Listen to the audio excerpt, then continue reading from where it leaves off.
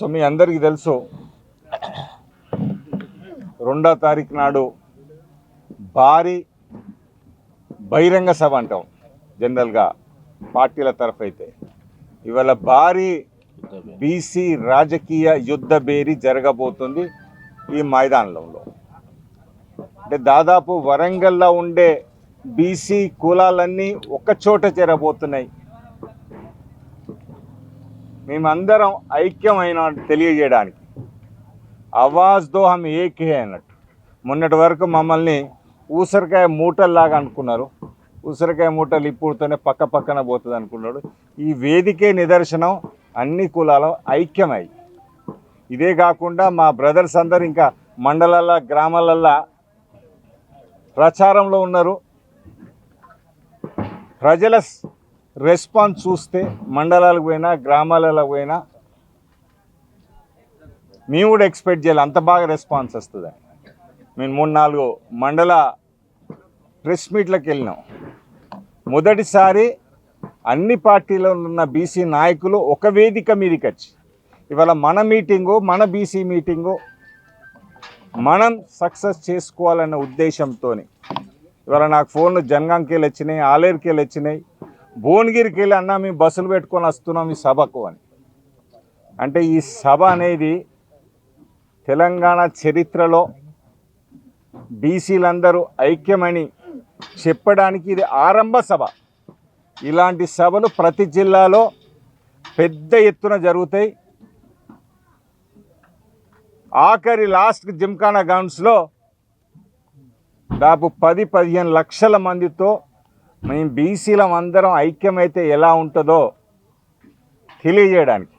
మొన్నటిదాకా మాకందరు మీరు ఐక్యం గారు, మీరు అట్లా ఇట్లా మా మధ్యనే తగాదాలు పెట్టి నడిచినాయి. ఇప్పుడు అందరం మేము ఎవ్వరికీ దుష్మన్ కాదు, మేమందరం ఒకటే కులం. ఇప్పుడు బీసీ అనేది పెద్ద కులం కింద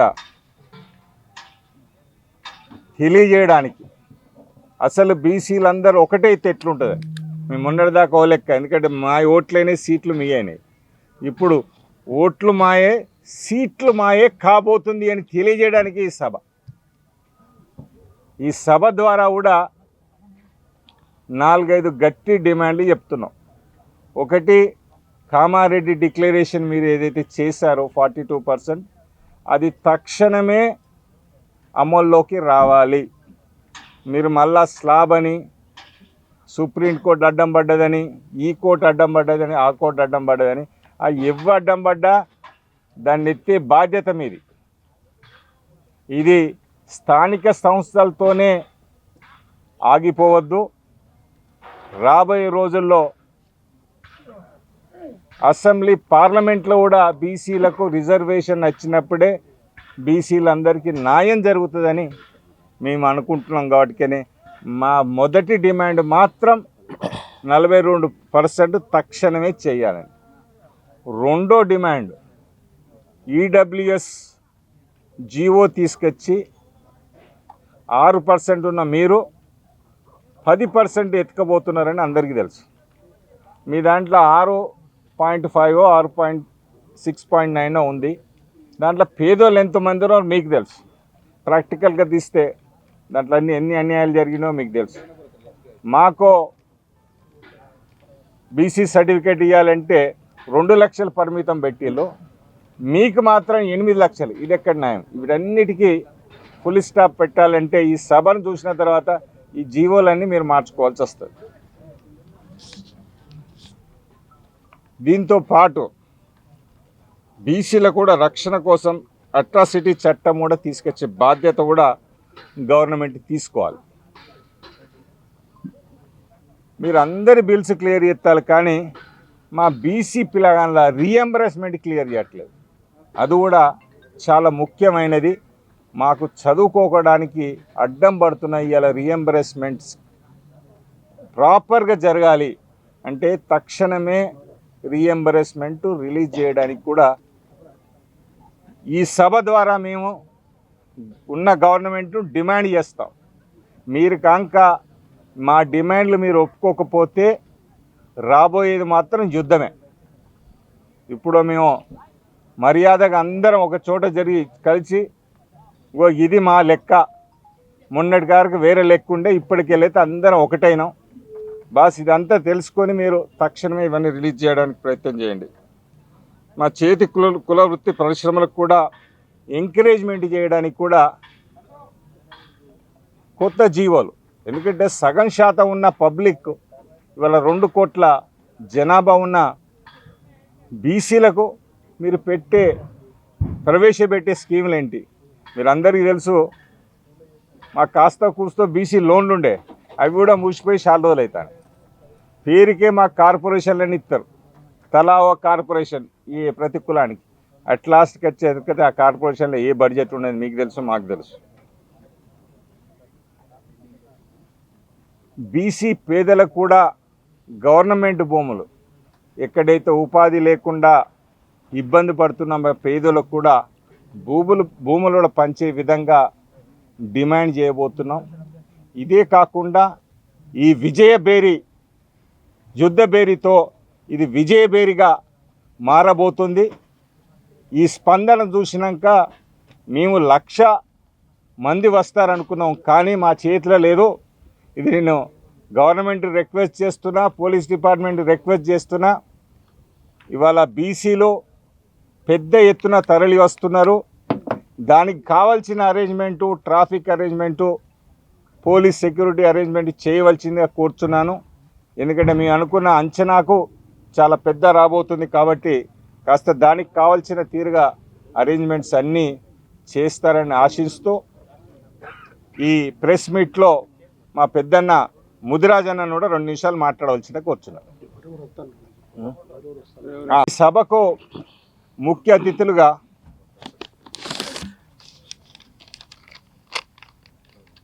నేషనల్ పార్టీస్ డిఎంకే తరఫుకెళ్ళి ఎంపీ విల్సన్ గారు రాబోతున్నారు.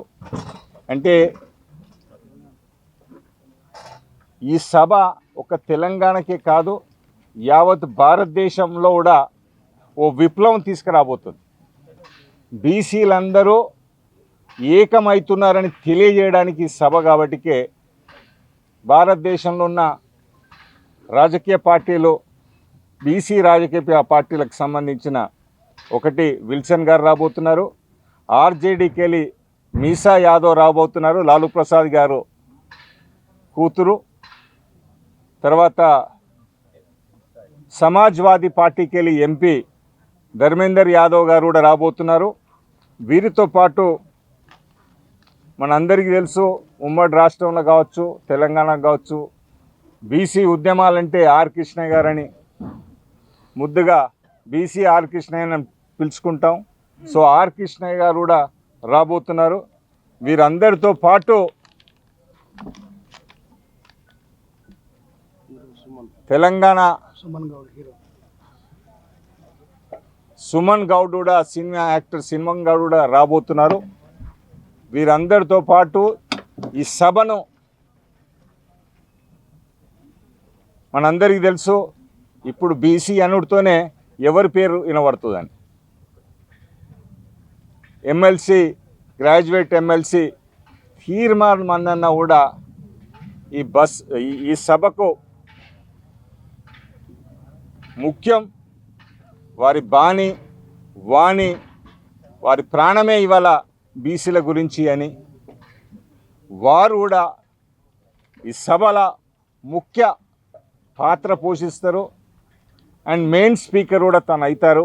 తను కూడా వన్ ఆఫ్ ద మెయిన్ గెస్ట్గా ఈ సభను నిర్వహిస్తారని తెలియజేస్తూ, ఇప్పుడు దీంతోపాటు లాస్ట్గా నాది కూడా రిక్వెస్ట్ పెట్టుకుంటున్నా. ఎందుకంటే మీ మీడియా ద్వారా రాష్ట్రం మొత్తం అందరికీ తెలుస్తుంది కాబట్టి, నేను సంగంరెడ్డి సుందర్రాజ్ను, ఎక్స్ కూడా చైర్మన్ను, టీచర్ ఎమ్మెల్సీకి ఇండిపెండెంట్గా బరిలో ఉండబోతున్నాను.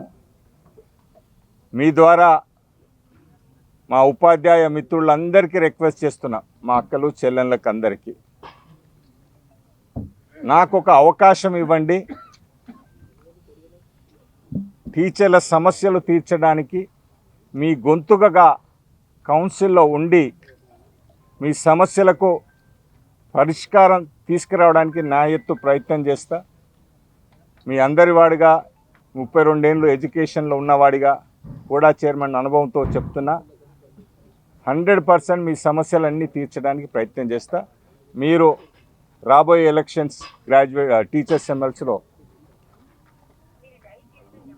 నాకు మొదటి ప్రాధాన్యత ఇచ్చి నన్ను గెలిపించవలసిందిగా కోరుచున్నాను. ఇప్పుడు మా ముద్రాజన్ అశోక్ అన్న మాట్లాడతారు. మన రాష్ట్ర నాయకులు డిప్యూటీ చైర్మన్ మన బండ ప్రకాష్ గారు కూడా ఈ సభలో పాల్గొనబోతున్నారు. వీరితో పాటు మధుసూనాచారి గారు కూడా పాల్గొనబోతున్నారు.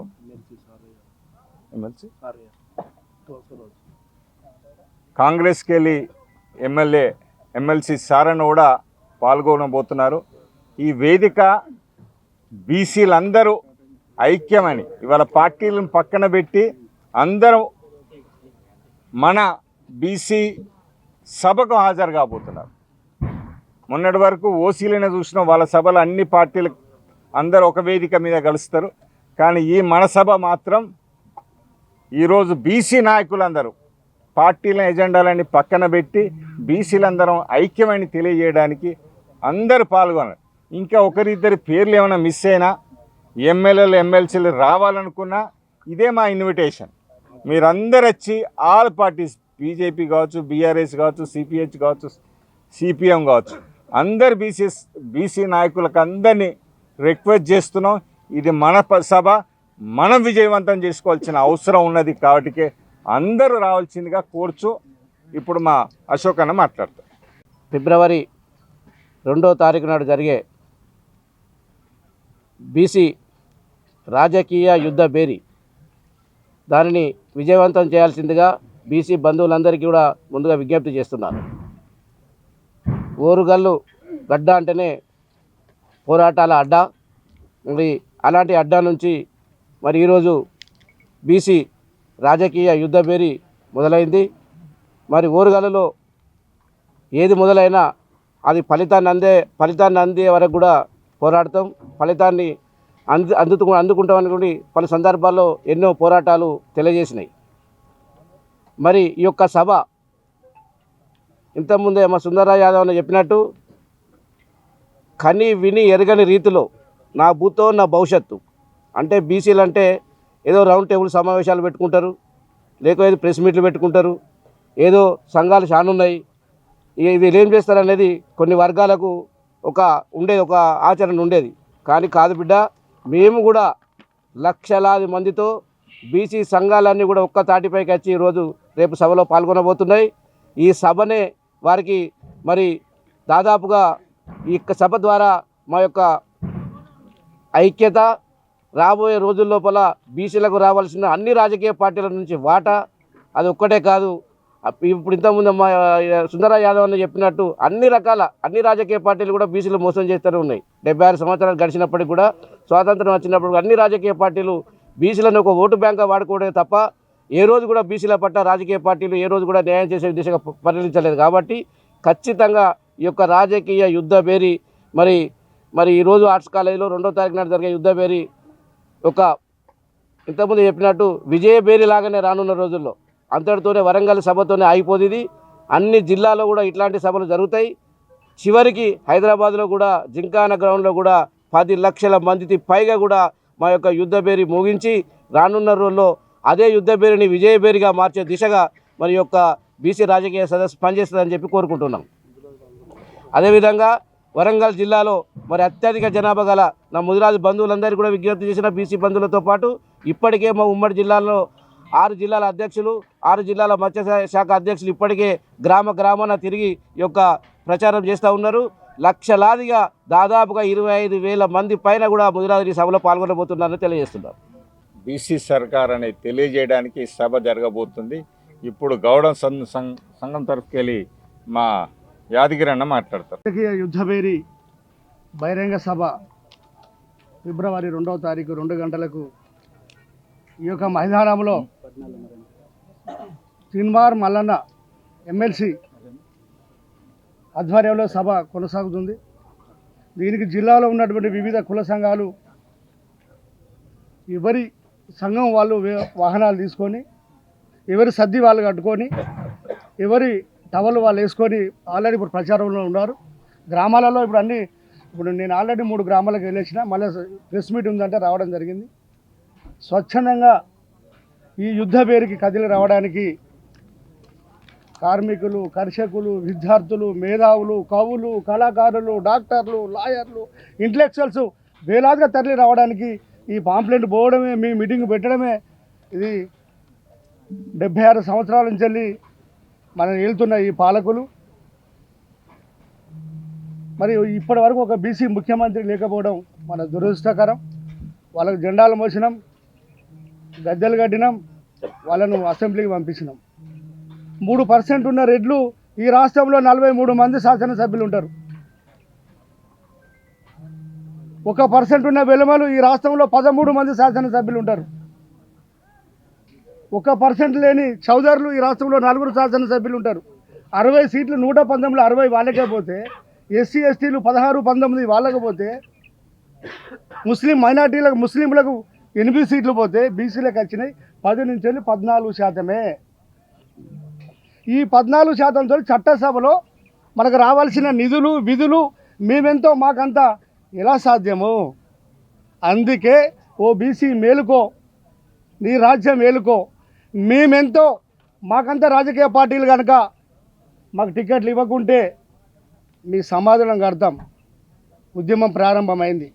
ఈ ఓరుగల్లు గడ్డను ఎందుకు ఎంచుకున్నాడంటే సర్దార్ సర్వాయి పాపన్న గౌడ్ ఒక గీత కార్మికుడు. మరి ఆనాడే యుద్ధం చేసిండు. యుద్ధం చేసి ఒక గౌడ కులంతో పాటు మిగతా కులాలను కలుపుకొని పోరాడిన నిలయాడిన ఒక గడ్డ ఇది. అట్లే సాకలి ఐలమ్మ, బత్తిని మొగలయ్య గౌడ్, అనేక మంది వీరులు జన్మించిన గడ్డ ఇది. ఈ గడ్డ నుంచి వెళ్ళి సభను జరపబోతున్నాం. స్వచ్ఛందంగా అన్ని కులాలు పెద్ద ఎత్తున తరలి రావడానికి సమాయత్తం అవుతున్నారు. తిన్వార్ మల్లన్న 1,00,000 మంది అన్నాడు. మరి గ్రౌండ్ నాకు చూస్తున్నైతే ఇది సరిపోయే పరిస్థితులు లేదు. ఎందుకంటే మేము గ్రౌండ్లో ఉన్నాం. 10 రోజుల్లో గ్రౌండ్ నుంచి తిరుగుతున్నాం, అన్ని మండలాలకు పోతున్నాం, అన్ని గ్రామాలకు పోతున్నాం. ఎంత బాగుంది అంటే అన్న మంచి సభ ఇది. తిన్వార్ మల్లన్న ఆధ్వర్యంలో సాధ్యం ఇది. ఎందుకంటే చాలా సంఘాలు ఇంత ఉన్నాయి. ఇప్పుడు అన్న చెప్పిండు ఆర్ కృష్ణయ్య గౌడ్ కానివ్వండి, జాజుల శ్రీనివాస్ గౌడ్ కానీ అనేక మంది ఉద్యమాలు చేస్తున్నారు బీసీల కోసం. కానీ చట్టసభలో మనకు రావాల్సిన రిజర్వేషన్ అణిచివేస్తూ 42% నుండి ఎంత తగ్గించిందో మీకు తెలుసు. మేమేం కోరుతున్నాం ఈ సభ నుండి అంటే 42% రిజర్వేషన్ కనుక 1% తగ్గినా కూడా ఊరుకునేది లేదు. అదేవిధంగా ఈడబ్ల్యూఎస్ రిజర్వేషన్ మీరున్న శాతం ఎంత, మీకు వచ్చే ఉద్యోగాలు ఎంత, మా పిల్లలు ఏమైపోవాలి, దీన్ని కూడా వెంటనే రద్దుపరచవలసిన బాధ్యత రాష్ట్ర ప్రభుత్వాలపై ఉన్నదని తెలియజేస్తూ ఈ సభకు పెద్ద ఎత్తున తరలి రావడానికి సన్నద్ధమవుతున్నారు. అన్ని కులాలు, ఉద్యోగులు, విద్యార్థులు కూడా తమ వంతు బాధ్యతగా సభను విజయవంతం చేయాలని మీ ద్వారా కోరుతున్నాను. బొనగాని యాదగిరి గౌడ్, తెలంగాణ గౌడ సంఘం రాష్ట్ర అధ్యక్షుడు. పద్మశాలి వాడిని ఎందుకంటే మా అన్న కేశవమూర్తి గారితో ఎప్పటికప్పుడు డిస్కషన్ చేస్తూ ఉంటాం. కాబట్టి మాకన్నా ఎక్కువ మీకే తెలుసు, బీసీలకు ఎంత అన్యాయం జరుగుతున్నది అనేది కూడా మీకే తెలుసు. అది దాంట్లో మేము వివరించి చెప్పవలసిన అవసరం కూడా లేదనుకుంటా. ఎందుకంటే మీ కళాన్ని మీరు ఒక్కసారి పదను పెడితే మా 55% ఉన్నాం, మా 55%కే పోటీ చేస్తాం. మేము మామూలు వాళ్ళ దగ్గర నుంచి కూడా మేము ఎస్సీ ఎస్టీలలో కూడా మా వాళ్ళం పెట్టి గెలిపించుకొని మా రాజ్యాధికారాన్ని సాధించుకుంటాం. ఇది వాస్తవమైన విషయం. ఇంకొకటి మీకు వీళ్ళు ఎవరు చెప్పండి ఒకటే చెప్తున్నా, ఈ ఉద్యమానికి ఎవరు ద్రోహం చేస్తే వాళ్ళని ఎండగట్టేదాకా నిద్రపోము, వాళ్ళను భూస్థాపితం చేసేదాకా నిద్రపోము. ఈ ఉద్యమం ఎవరితోటో నేను పోతే నా వెనక నా కొడుకు అందుకుంటాడు, కానీ నేను 70 ఎక్కేళ్ళున్నా, నేను ఎప్పుడు రాలిపోతానో తెలియదు. కానీ నా కొడుకన్నా అందుకుంటాడు, నా మనవడాన్ని అందుకుంటాడు. కానీ ఈ ద్రోవులకైతే మేము తప్పనిసరి గుణపాఠం నేర్పుతాం. అందరం స్వచ్ఛందంగా దెబ్బలు తిని అన్ని రకాల పోట్లు తిని ఈ ఉద్యమాల్లో పాల్గొంటున్నాం.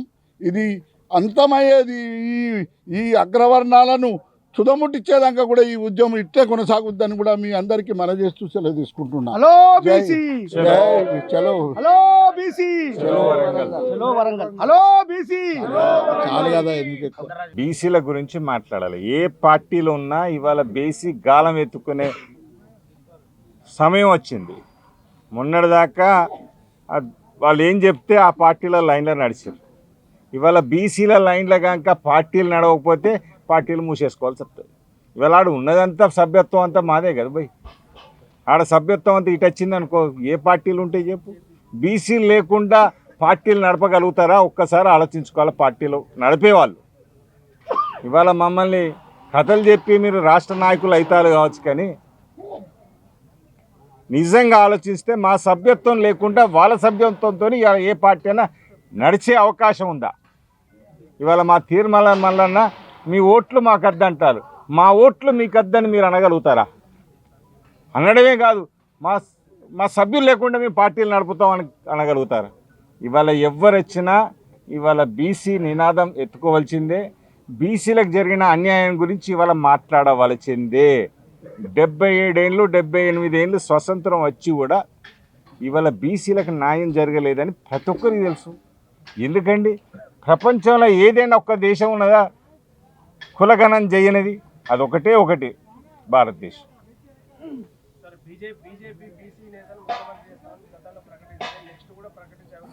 బీసీలో టికెట్ కూడా ఇవ్వరు. ఇప్పుడు బీజేపీ టికెట్ సీఎం అని ప్రకటిస్తాను, కానీ ప్రజలు విశ్వసించాలి కదా. బేసికల్గా ఏంటంటే ఆడ ఏడ నడుస్తుంది, ఎవరికి టికెట్లు ఇస్తారనేది తెలుస్తుంది. మీరు విశ్వసించే ప్రకటనలు చేయండి, జనాలు నమ్ముతారు. విశ్వసించకుండా ఆ రోజు చంద్రబాబు నాయుడు కూడా అసలు తెలంగాణ గంత మూమెంట్ ఉంటే ఇలా ఆర్ కృష్ణే బీసీ సీఎం అవుతాడు ఆ తెలంగాణకు అన్నారు. జనాలు నమ్మిలా? నమ్మేలాంటి స్టేట్మెంట్ ఇవ్వండి, నమ్మకం కలిగే స్టేట్మెంట్లు ఇవ్వండి, 100% ప్రజలు నమ్ముతారు. ఇప్పుడు నమ్మి మేము మోసపోయినాం. ఇవాళ మెజార్టీ ఓటింగ్ అంతా బీసీలది, కానీ పవర్లకు వచ్చే వరకు మనం మైనార్టీ అవుతాను. మైనార్టీ ఉన్న ఓటింగ్ వాళ్ళు పవర్లో మెజార్టీ ఉంటారు. ఈ రివర్స్ ఉంది కదా, ఈ రివర్స్ పోవాలి కదా. వడ్డిచ్చే కాడ మనోళ్ళు ఉంటే 100% బీసీలకు న్యాయం జరుగుతుంది. ఎందుకండి మీ దగ్గరనే ఎంతమంది బీసీలు ఉన్నారు ప్రెస్లల్లో? మెజార్టీ రాష్ట్రాలంతా బీసీలే కదా. సంఘాలన్నీ ఒకటేనాయి, బీసీ రాజకీయ పార్టీ నాయకులందరూ ఒకటే అవకాశం ఉందా? అవుతుంది. సమయం వచ్చింది, ఇవాళ సమయం వచ్చింది. ఇవాళ బీసీలందరూ రాజకీయ నేతలందరూ ఐక్యం కావాల్సిన సమయం వచ్చింది. మీ ఊళ్ళలో చూస్తున్నాం కదా మీ ఊళ్ళలో చూస్తున్నాం కదా. మొన్నటి వరకు ఇటు బీజేపీ వాళ్ళు కాంగ్రెస్ వాళ్ళు మాట్లాడకపోయేది, ఒక వేదిక మీద కూర్చోకపోయేది. మీరు కావాలంటే బీందేరుపల్లి నేను పోయిన ప్రెస్ మీట్లో చూడండి, Congress, BJP, BRS, CPI, CPM అన్ని పార్టీలు ఒక వేదిక మీద. అరే మనం వాళ్ళ గురించి కొట్లాడుకుంటేంద్రు భయ్, ఎన్నికేళ్ళు కొట్లాడుకుంటాం వాళ్ళకు. 1% 2% లేని వాళ్ళు ఇవాళ జనరల్ సీట్లలో మొత్తం మాయంటారు, లోకల్ బాడీస్లో కూడా మాయంటారు కదా. ఈ ఎన్ని రోజులు ఇది నడుస్తుంది? నువ్వన్న ఉండు నేనన్న ఉండు అన్న అక్కడ ఓట్ల శాతం పట్టు మనం ఉందామన్న కాడికి తీర్మానానికి ప్రజలు వచ్చిళ్ళు. ఇవాళ స్పందన బాగా వస్తుంది. ఎందుకు అంటే ప్రజలు నిర్ణయానికి వచ్చిళ్ళు. ఎన్నిసార్లు వాళ్ళ కోట్లేసి అడుక్కునుండి ఎక్కడిదిరా, మనోళ్ళ కోట్లేసి డిమాండ్గా మనం తెచ్చుకుందాం. ఇంకెవరైనా ఈ వేదిక మీటింగ్ రోజు నాడు మీరు చూడండి. ఈరోజు మేము అన్న ఫిగర్స్ కాక కొత్త ఫిగర్లు వస్తారు అని